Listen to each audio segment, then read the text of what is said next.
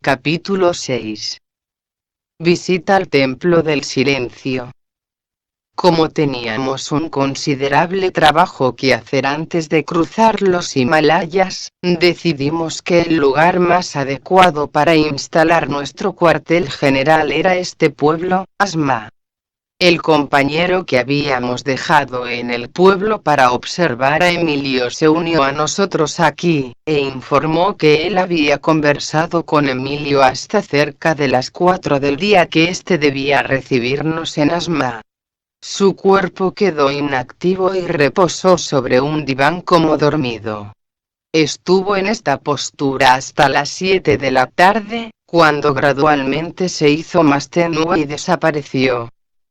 Fue en este momento de la tarde cuando Emilio se unió a nosotros en el alojamiento del pequeño pueblo.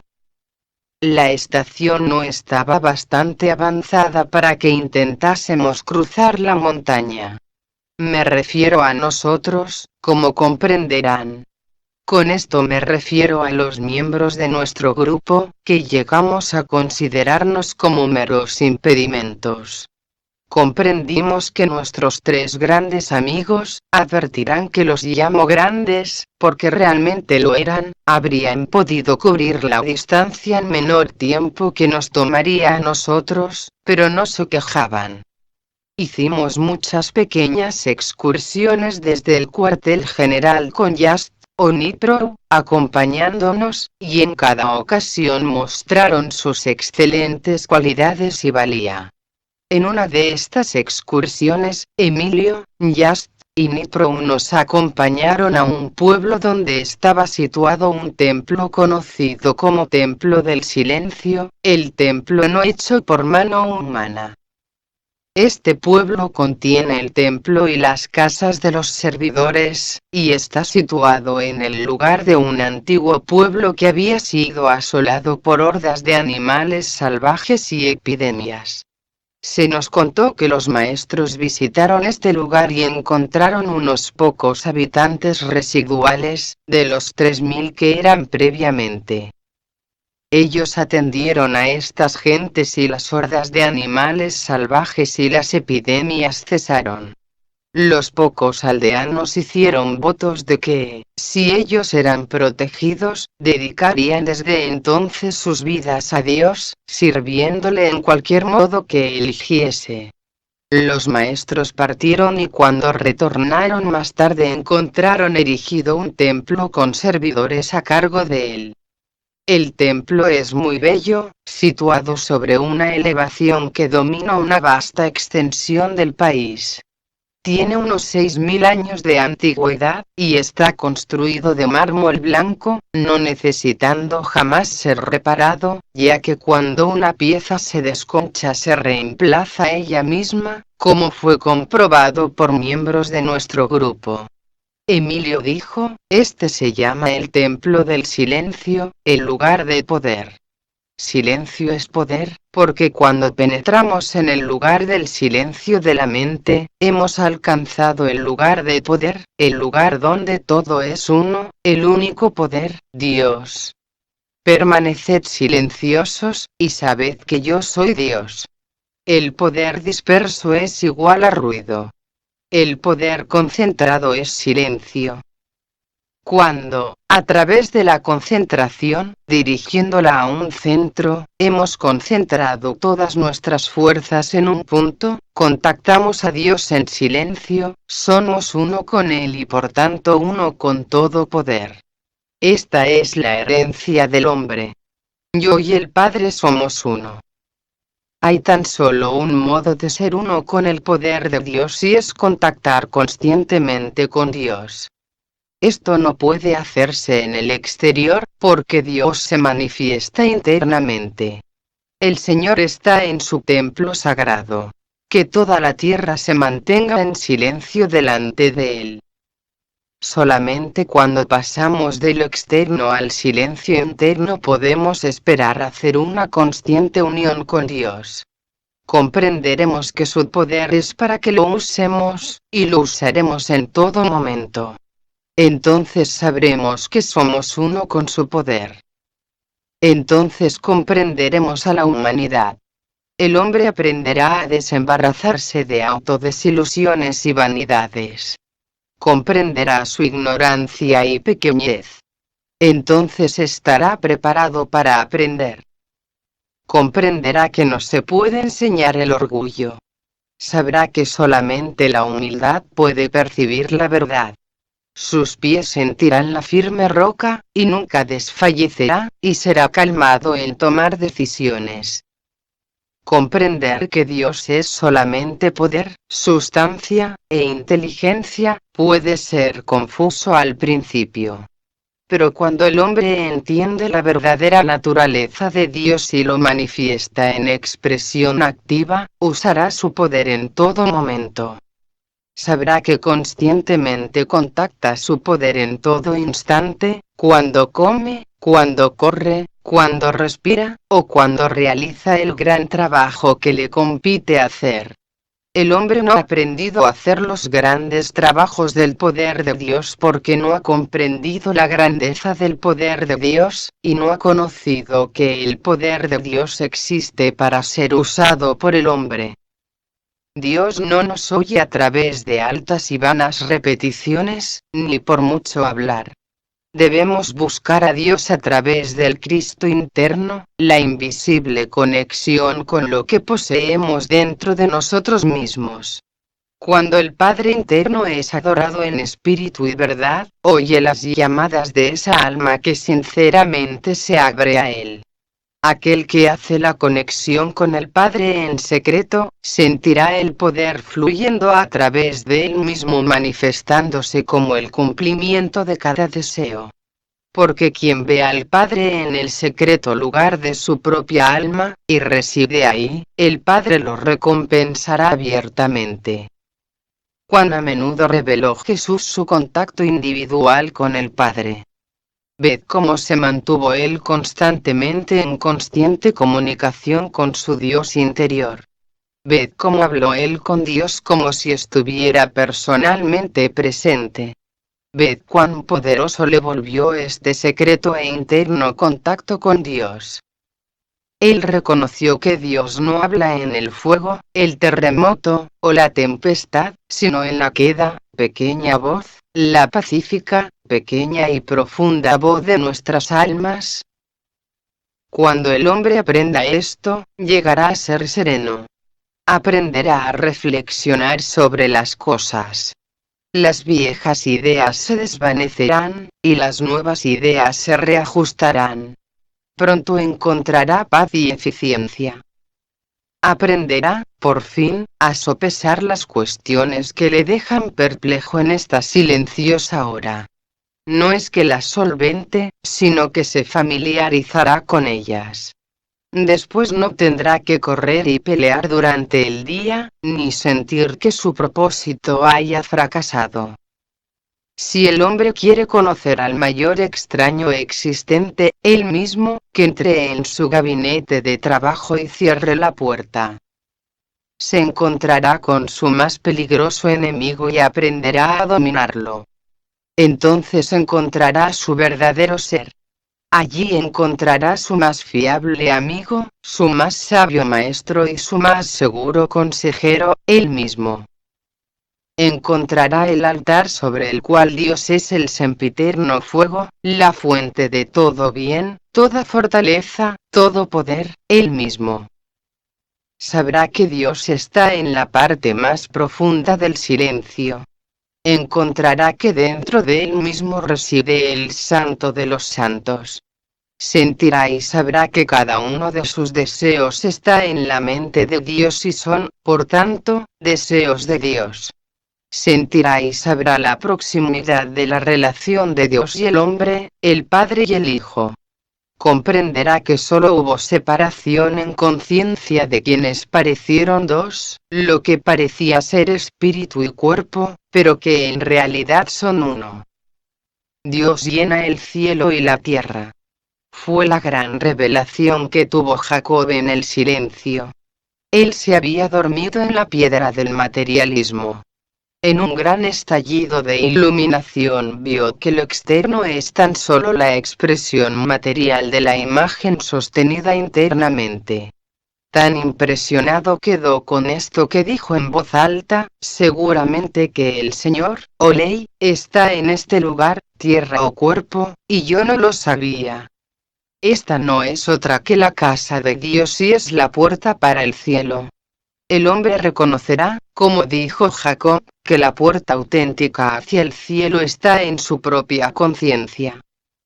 Ella es la escalera de conciencia, revelada a Jacob, que cada uno de nosotros debe subir antes de entrar a ese silencioso y secreto lugar del más alto, y encontrar que estamos en el mismo centro de cada cosa creada, uno con todas las cosas visibles e invisibles, dentro de la omnipresencia.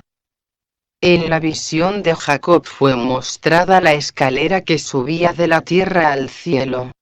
Él vio ángeles de Dios descendiendo y ascendiendo sobre ella, las ideas de Dios descendiendo desde el espíritu a la forma, y ascendiendo de nuevo.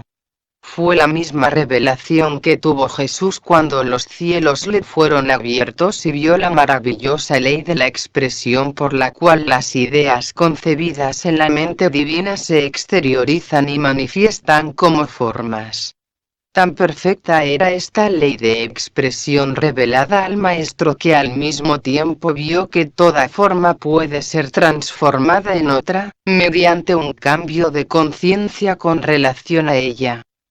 Su primera tentación fue cambiar piedras en pan para satisfacer su hambre personal, pero con la revelación de esta ley de expresión, llegó la comprensión que las piedras, lo mismo que toda otra forma visible, provienen de la sustancia mental universal, Dios, y son en sí mismas auténticas expresiones de la mente divina. Y todas las cosas deseadas, no formadas, están todavía en la sustancia mental universal, listas para ser creadas o exteriorizadas, para llenar cualquier deseo. Por ello, la necesidad de pan tan solo mostró que la sustancia para crearlo o crear cualquier otra cosa necesaria está al alcance de la mano sin límites, y el pan puede ser creado de esta sustancia justo lo mismo como pueden ser creadas las piedras. Todo buen deseo que tiene el hombre es un deseo de Dios. Por ello, hay un ilimitado abastecimiento en la sustancia mental universal a nuestro alrededor, para llenar cada deseo. Todo lo que necesitamos hacer es aprender a usar lo que Dios ya tiene creado para nosotros, y esto es lo que Él desea que hagamos, para que podamos ser libres de toda limitación, y ser de este modo abundantemente libres. Cuando Jesús dijo, "Yo soy la puerta", quiso decir que el yo soy en cada alma, es la puerta a través de la cual se exterioriza, plenamente expresada a través del individuo, la vida, el poder y la sustancia del gran amo yo soy, que es Dios. Este amo yo soy tiene tan solo un modo de expresión y es a través de la idea, el pensamiento, la palabra y la acción.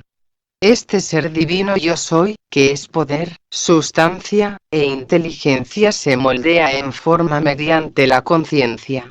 Y por esta razón dijo el Maestro, que se haga según vuestra fe, y todas las cosas son posibles para el que cree.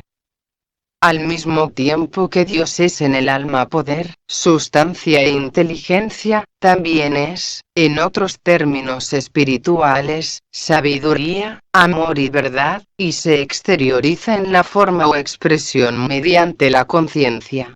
La conciencia que existe en la infinita mente de Dios y en el hombre está determinada por el concepto o creencia de que sea mantenida en la mente. Fue la creencia de separación del espíritu quien posibilitó la edad, vejez, y la muerte. Cuando veamos que el espíritu lo es todo y que la forma se expresa constantemente a partir del espíritu, comprenderemos entonces que todo eso que nace o es exteriorizado desde el espíritu, es espíritu. La siguiente gran verdad a ser revelada a través de esta conciencia es que cada individuo, siendo un concepto de la mente divina, es mantenido en esa mente como una idea perfecta. Ninguno de nosotros tiene que concebirse a sí mismo. Hemos sido perfectamente concebidos y estamos siempre mantenidos en la mente perfecta de Dios como seres perfectos. Con esta comprensión en nuestra conciencia, podemos contactar la mente divina y reconcebir de este modo lo que ya Dios concibió para nosotros. Esto es lo que Jesús llamó nacer de nuevo. Es el gran don que el silencio tiene para ofrecernos. Porque contactando la mente de Dios podemos pensar con mente divina y conocer cómo somos nosotros mismos en realidad, y no como pensábamos que éramos. Nosotros contactamos la mente de Dios mediante el pensamiento verdadero y de este modo exteriorizamos una verdadera expresión. Mientras que en el pasado, quizá debido a pensamientos falsos, hemos exteriorizado incorrectas expresiones. Pero, tanto que la forma sea perfecta o imperfecta, el ser de la forma es perfecto poder, sustancia e inteligencia de Dios. No es el ser de la forma lo que deseamos cambiar, sino la forma que asumió el ser. Esto se debe conseguir mediante la renovación de la mente, o a través de un cambio desde un concepto imperfecto a otro perfecto, desde el pensamiento del hombre al pensamiento de Dios. Cuán importante es entonces encontrar a Dios, contactar con Él, ser uno con Él y exteriorizarlo en expresión. Cuán importante es igualmente el silencio o aquietamiento de la mente personal, para que la mente divina, en todo su esplendor, pueda iluminar la conciencia. Cuando se logra, entonces comprendemos cómo el sol de justicia se eleva, trayendo curación en sus alas.